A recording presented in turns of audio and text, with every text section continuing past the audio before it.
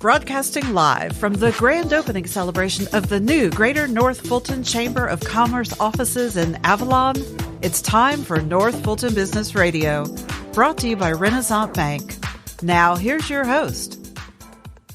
And hello again, everyone. John Ray with Business RadioX, North Fulton Business Radio, and we're at a little break in the action. And so we've had a big crowd go out, and we're about to have a big crowd come in. And so I was able to grab Kali Boatright because she's been busy. She's the president and CEO of the Greater North Fulton Chamber. Kali, welcome. Thank you, John. I appreciate it so much. Yeah, we had a full house. I was excited. Yeah, the temperature went up, and I think it was not just the temperature in terms of how our bodies felt, but just the spirit, right? Excitement level. The excitement. I think you're right. Yeah. I think all of us have a little bit of that party anxiety. I'm going to plan an open house. I hope people come, and then when 150 people walk in the door, basically at the same time, it's like, oh, okay, well, yes, right. Yes. You said it started at 1 o'clock, so let's all show up at 1 o'clock, yes. right? Yeah. But it was fabulous. I mean, yes, it when they all came in together, it was wonderful just to see the outpouring of interest, number one, and then all the great comments about the conference room space. I mean, that's been something that we were excited about, and so having so many people see all of our meeting space.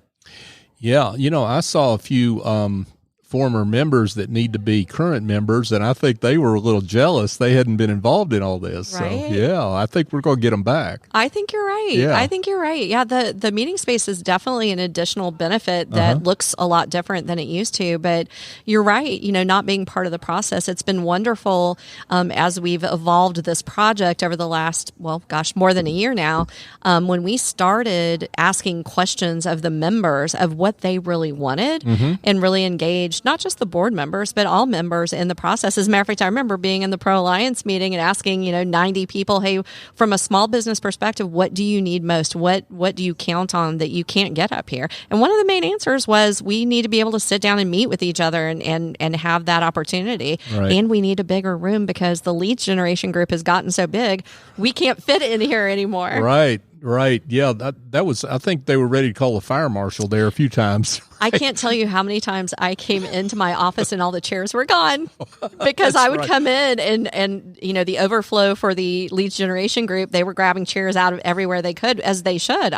So there's nothing that makes me happier than coming in and all my chairs are gone, because that means, oh my gosh, we were so overflowing. They had to grab my work chair. That's right. I can work anywhere. That's not a problem. Yeah. Well, it's when you get to this point, you have a grand opening, it's sometimes nice to think about the journey, right? The journey has been long and hard to get to this point. Lots of obstacles along the way, a pandemic, a supply chain, trying to get folks lined up and to get everything aligned to get this space ready. You've been through a lot. You and your team been through a lot. We have, yeah. And, but also the confidence that the board showed in us moving forward. I think that, makes you feel, as the CEO of the organization, it certainly makes me feel like they are invested in the organization, which is exactly what you want from board members who don't get paid and don't, come in day after day. And so, yes, with COVID, when of course that occurred and we knew that we had a lease that was expiring and needed to navigate that, well, then the world changed the way it worked.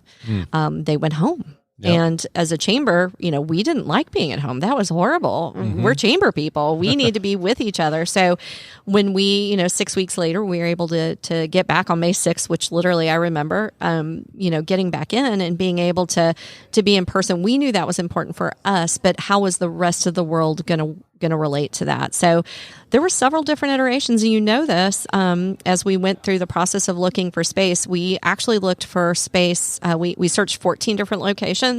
Every location in North Fulton that was within that North Fulton CID parameter of, because of course we do share space with the CID. Right. So we checked out 14 spaces, and we kind of vacillated between, do we have a smaller office with common meeting space, which certainly is an option that lots of folks are going to, and would be less expensive at the end of the day, or do we want to actually own the space and be able to manage the space so that our members members would have first right to use that space. And so as we started looking at all of the different opportunities, I think what really came out is, we need to invest in our members. We need to say, we're doing this because you told us this is where we needed to go and grow. And so, here we are today. But yeah, it's been an interesting iterative process that changed over time, just like everybody in the last 2 years with COVID, right? Changes every day. There's something new that has popped up. Well, and it says something about the chamber and its financial strength. See, that's what's going on under the hood that maybe people don't see from the website or what have you. But the financial strength that the chamber has had over these last few years that enabled this investment, right? Yeah, and I think that we're a 50-year-old organization. We're blessed to be celebrating our 50th anniversary in January. So I take I was going to say none of the credit, but I don't think that's fair. My team has really worked hard over the last 4.5 years I've been here. So we take the credit for the last 4.5 years.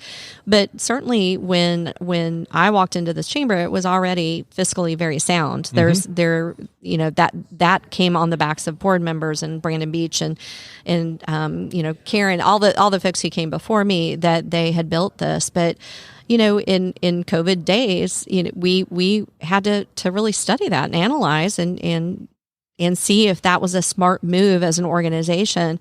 And in fact, it was. And taking advantage of the opportunity that when things were slowing down, that we were able to negotiate and get a space that really was, I like to say this was a very aspirational space for the chamber.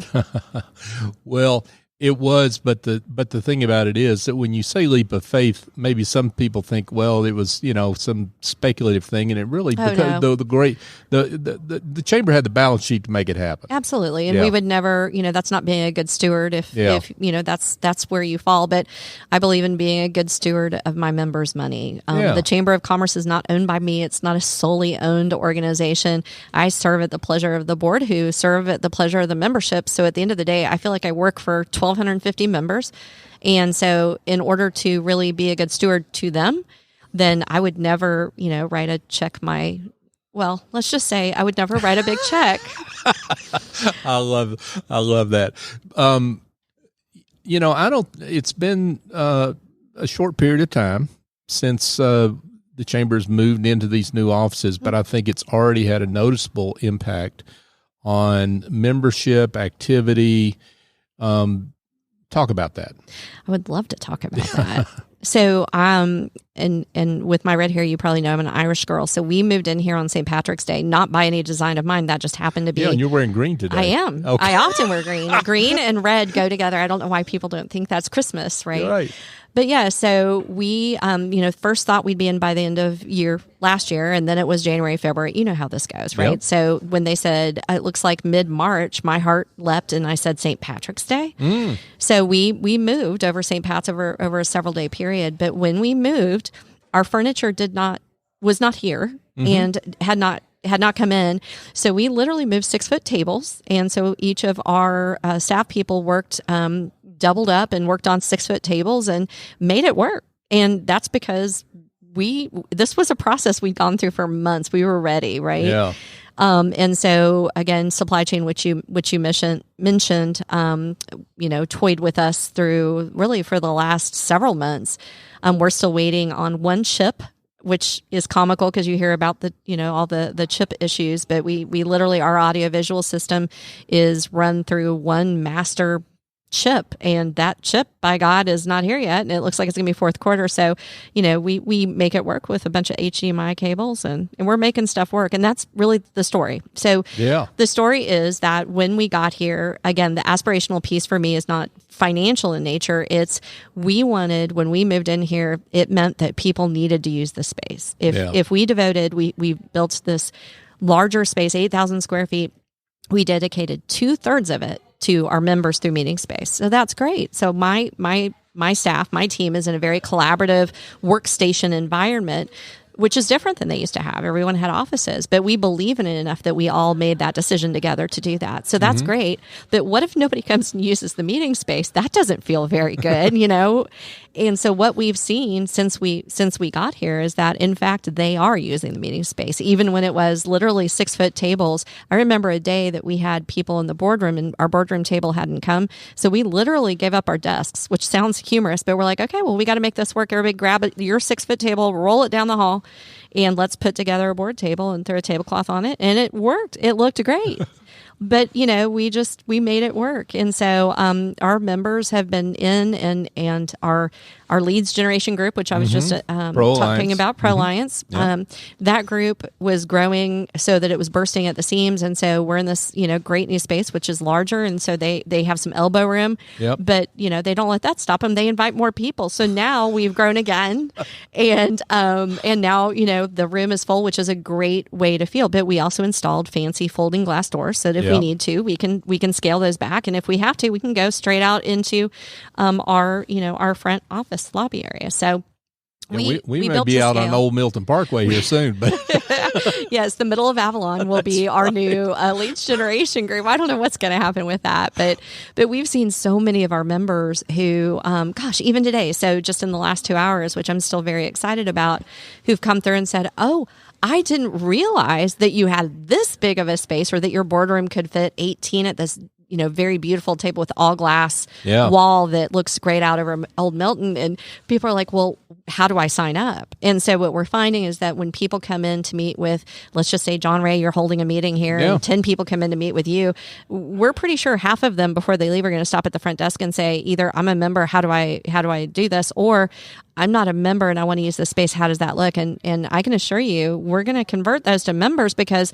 membership prices here, membership has an advantage. And the advantage is you get first right to space, and you get it 25% cheaper than anyone else. And we did that on purpose.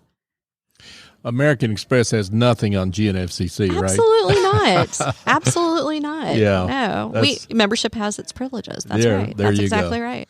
So, the chamber is in what you might call a new launch pad. A new launch pad for growth. So talk about what's ahead. Talk about what the future looks like over the next few years. Oh, you're asking for a sneak peek. Yeah, please. Okay. Well, and we won't tell anybody if you tell us. On the radio show. Yeah. Okay, everybody just keep this super secret. That's right. Yeah, don't tell anyone. So we are, as I mentioned, celebrating our 50th birthday. Our 50th Golden Gala will be in January 21st. So we're excited about that. And at that golden anniversary, we're going to launch our new strategic plan, which, as you know, we have evolved very rapidly during and since COVID. So I'm certainly smart enough to take a lesson from that and not do a 5-year. We're doing a 3-year strategic plan. And as part of that strategic plan, we have been asking a lot of questions, getting a lot of feedback, meeting with everybody, again, from our friends in Pro-Alliance and our board members to our membership, to non-members, folks who used to be members, to to mayors in each of the cities. And then we decided, well, hey, there are chambers across the country who have won awards for being best in class. As you know, we just got our 5-star accreditation. Right. So we want to be one of those. Mm-hmm. We make no bones about it. We want to be the best chamber in the world. So, we'll start with the U.S. Yeah. So what we did is we looked over the last 3 years and we interviewed those chambers who had won awards. And then we went and found out what is it that makes them tick, right? What makes it special? What's the secret sauce? So we came back, put all that together. And so we are in the middle, after collecting data, to now writing a data-driven strategic plan. So some of the things that we believe could come out of there, your sneak peek, would be things like the way that we structure our membership. So the old-fashioned way of doing things is, if you have a certain number of employees, you pay based on number of employees, but you may want different benefits, right? You may not want the 3 employee benefits that come with that. So what we're looking at is creating it the way businesses create it. And you know this because your business does this as well. So our price structure should really be dictated based on what the person wants to get out of the chamber. That makes sense. And that is the new model. So that is the new model for chambers around the world, that this is the model they're moving to. So we really want to move in that direction. We're not going to flip a switch January 1. This is going to be intentional and bringing people along. So we're going to be smart about it. But we know that it's going to look different. I don't know what the difference is, but it's going to look different. Right. Economic and workforce development, we certainly are in that space. We are looking at how we as a region, as the regional chamber, we're the only regional chamber. So how are we as the regional chamber going to make sure that we're communicating the right message about our region? And this region is incredible. We have some of the best demographics. We've certainly got education, schools. We've got so many things going for us, but we really don't have a brand, right? Mm-hmm. People say, "Oh, it's north of Atlanta." Well, I don't want a brand based on Atlanta. Atlanta's great, but we should be branding ourselves in our own right. So I think something around that marketing and branding as a region and really stepping forward into that space intentionally. And then certainly, with the diversity of cities that we've got 6 cities who all are very unique and different, as are the businesses that fall within those cities. So we believe that bringing the businesses in that are maybe not as reflected here and really being inclusive about that is a great opportunity that we have not focused enough attention on. I hear Mayor Gilvin all the time say, people wouldn't know that in the city of Alpharetta, 25% of the folks who are residents here were born outside of the U.S. Mm-hmm. Most people wouldn't know that. So again, we're doing ourselves a disservice by not telling the great story of how diverse this region really is, and then making sure that the businesses reflect that. So these are just 3 of the things that we're seeing come out, and I don't know in what way they will come out in our strategy, but I'm fairly certain based on everything that we've seen that it will come out in the strategy. So there's your sneak peek. Wow.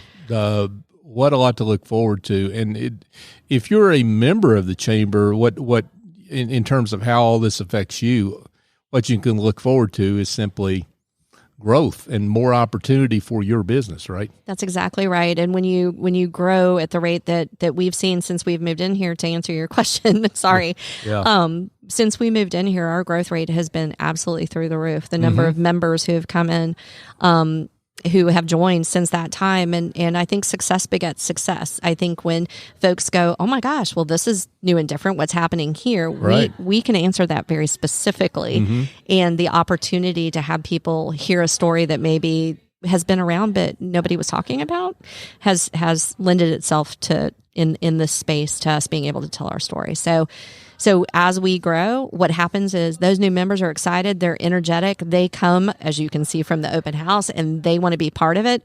And so the folks who maybe have been members for 10, 20 years see this and they go, oh, well, I'm excited now. And so now we've got this level of what you felt when everybody entered the room, which is people are super excited. Yeah, absolutely. Absolutely.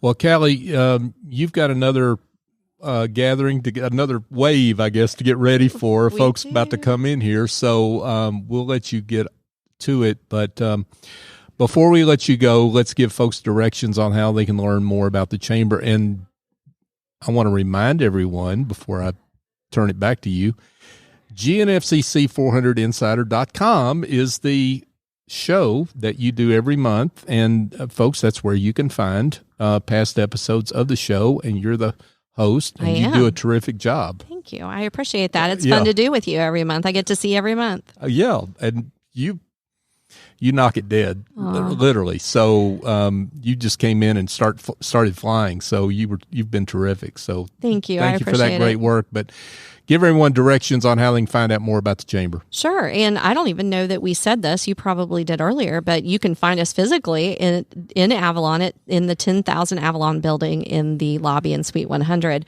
So, if you're hanging out at Avalon and you think, I remember that the chamber's over here, we are open every day, Monday through Friday from 8:30 to 5. Stop by and see us. But the easiest way to find us, of course, 24/7 is to go to GNFCC.com, and you can see everything there, including all of our fancy new meeting space and how you can rent it. Absolutely. And if you're coming from Georgia 400 going west, right? It's the first right turn. It is indeed, yeah. It's easy. That's right. Old Milton Parkway, exit 13. Yep. Go. Yes, exactly.